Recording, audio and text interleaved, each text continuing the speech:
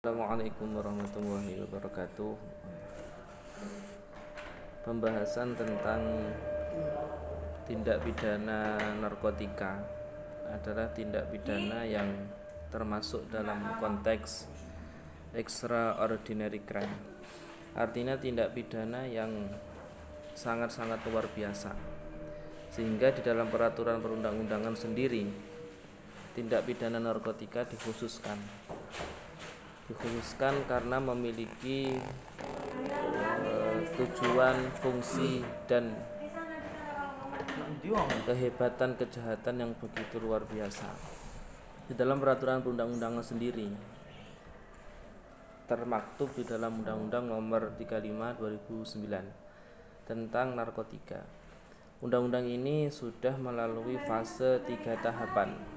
Yang pertama adalah dicabut sebagian dengan Undang-Undang Nomor 1 Tahun 2023 tentang Kitab Undang-Undang Hukum Pidana pada pasal 111 sampai pasal 126 Undang-Undang Nomor 35 Tahun 2009. Kemudian diubah dengan Peraturan Pemerintah Nomor 2 Tahun 2022 tentang Cipta Kerja dan juga Undang-Undang Nomor 11 Tahun 2020 tentang Cipta Kerja.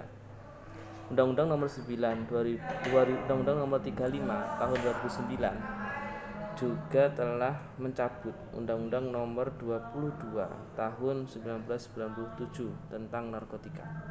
Sehingga undang-undang ini sudah melalui fase atau proses yang begitu luar biasa karena memang tindak pidana narkotika adalah tindak pidana yang hebat. Kemudian berkaitan tentang penyidikan dan dalam penyelidikan itu terdapat perbedaan.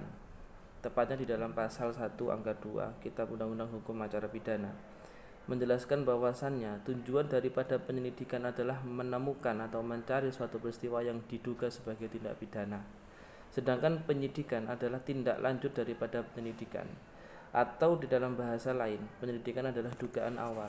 Ketika sudah ditemukan dugaan tersebut sudah memenuhi hal-hal yang diperlukan, maka dilanjutkan dengan proses penyidikan.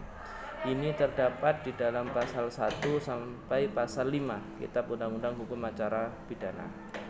Dan pihak yang diberikan wewenang juga berbeda. Di dalam penyelidikan diberikan kepada pejabat polisi negara. Dan juga di dalam penyidikan tidak hanya polisi, pegawai negeri sipil juga memiliki wewenang. Hal ini didasarkan pada pasal 6 ayat 1 Kitab Undang-Undang Hukum Acara Pidana. Kemudian yang terakhir berkaitan dengan wewenang jaksa. Wewenang jaksa yang diberikan oleh pidana adalah untuk melaksanakan asas dominus litis. Asas dominus litis secara bahasa Belandanya adalah bagaimana penetapan hingga proses penuntutan itu dijalankan hanya satu pintu, yaitu oleh kejaksaan. Sehingga asas dominus litis adalah asas yang mendominankan satu tugas kepada pihak tertentu. Mungkin itu sekilas penjelasan dari 3 dasar yang menjadi pembahasan di dalam tindak pidana narkotika. Sekian, assalamualaikum warahmatullahi wabarakatuh.